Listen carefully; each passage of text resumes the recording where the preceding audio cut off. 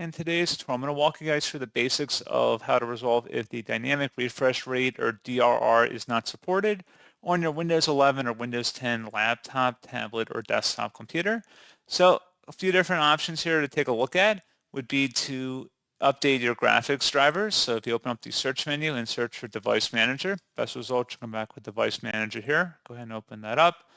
And then you want to double click on the display adapter section, right click on the display adapter listed under here and select update driver. Select browse my computer for drivers and then select line pick from a list of available drivers on my computer. Select a manufacturer specific one unless there's only a generic one listed here and then select next. Give that a moment and then hopefully that should resolve the problem there. Something else you can try if you right click on the desktop and select display settings. On the right side underneath related settings, select advanced display, and then where it says choose a refresh rate, click the drop down and then see there's an option that says dynamic refresh rate.